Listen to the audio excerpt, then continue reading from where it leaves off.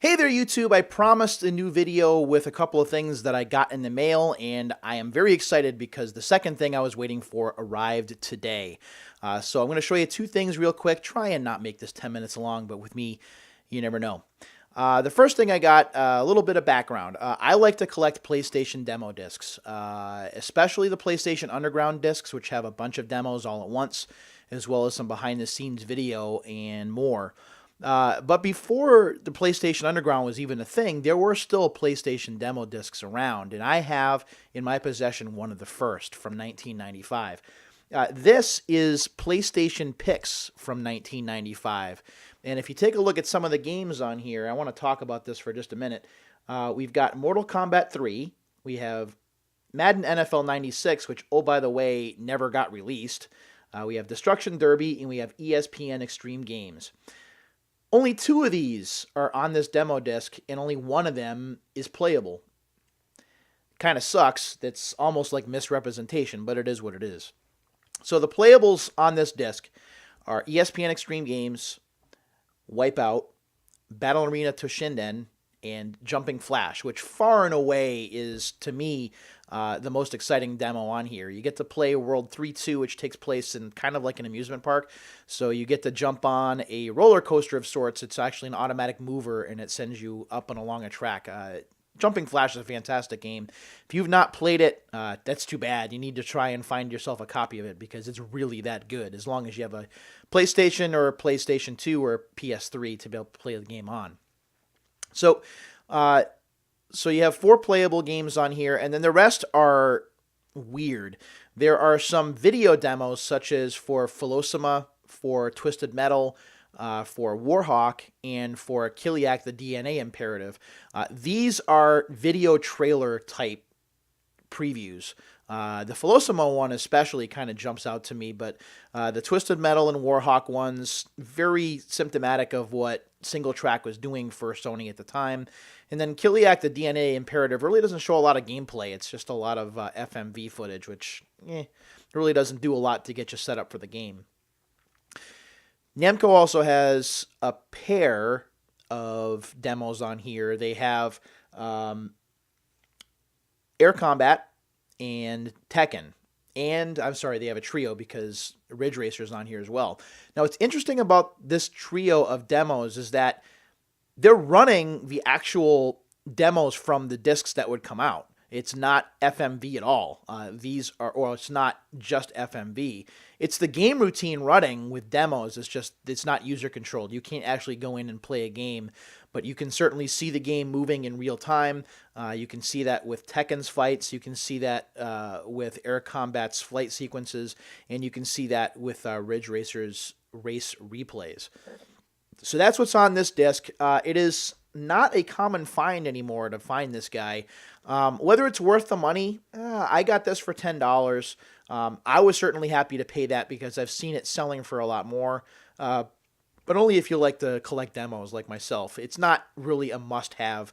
I would certainly recommend a lot of the PlayStation Underground packages over this, but it's still a nice find. Okay, and now for the main attraction. Now we're 4 minutes in.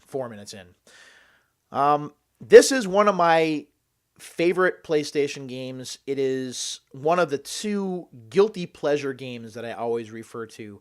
I have a copy of this, or at least I had a copy of this already before I saw this online, but I only had it disc only. I didn't have the case in the manual anymore. So when I saw this online and I saw that it was brand new and sealed, it was something that I really, really wanted to have. So I'm going to be able to open this on camera for you right now. And the game is Irritating Stick, a game that a lot of people tend to pick on. But to me, it is a really fun game to play, despite the fact that it's pretty simple. Here is the back. It's nothing but a maze, and it's you and a stick carrying 100,000 bolts. This also has the little pull tab. So if I wanted to hang it on my wall instead of open it, I could. But that is not the case. That is not what we do on the Unsealed show. What we do is we open games that are still sealed for the first time. This is from 1998. one of the reasons that this game sticks out to me, I was working for Funcoland in West Springfield, Mass. At the time that this game was around. And this game used to just sit on our wall. Nobody would buy it.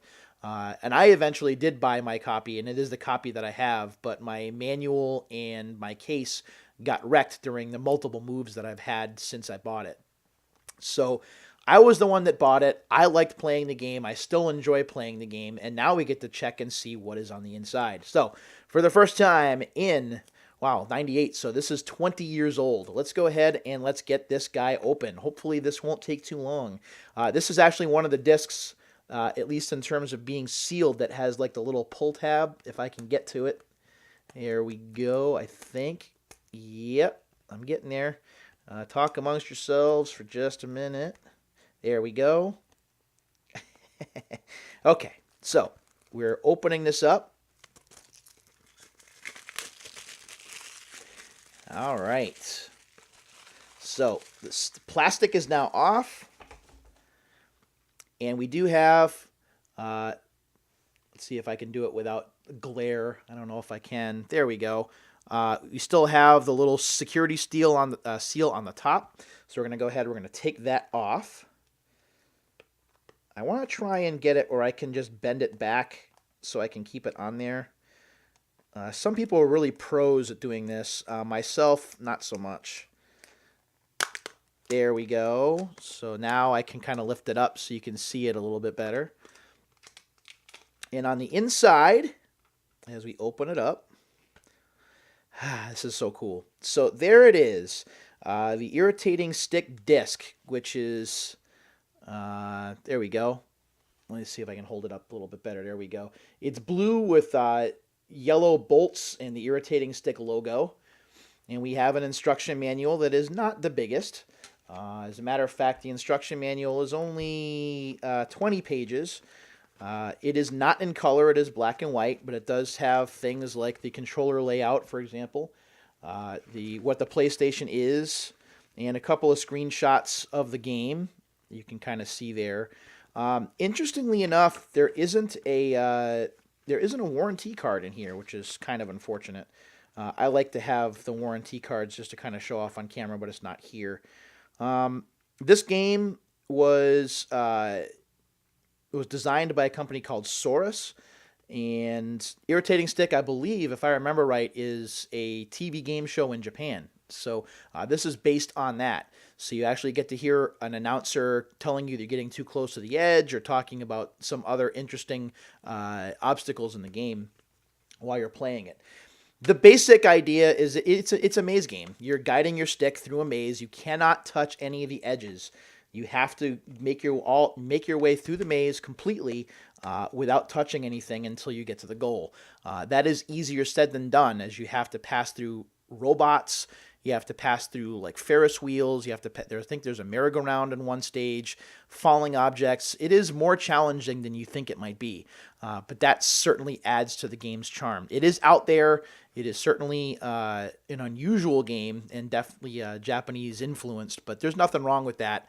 And it's a game that I like to pick up from time to time just to kind of play and remember how things were back in 98 and 99.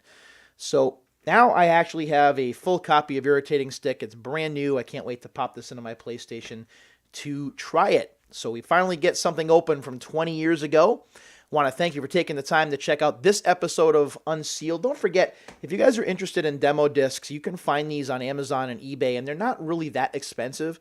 And it's a fun ride back in time to check out some games before they were released, to find out about some game codes, to find out about some behind-the-scenes stuff, and more. So you can definitely look into some of these. Look under PlayStation Underground when you're looking on Amazon or eBay.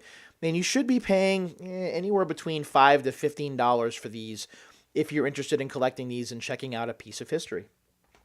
So again, thanks for checking out Unsealed. I really do appreciate it. And until the next time, everybody, take care of yourselves and each other.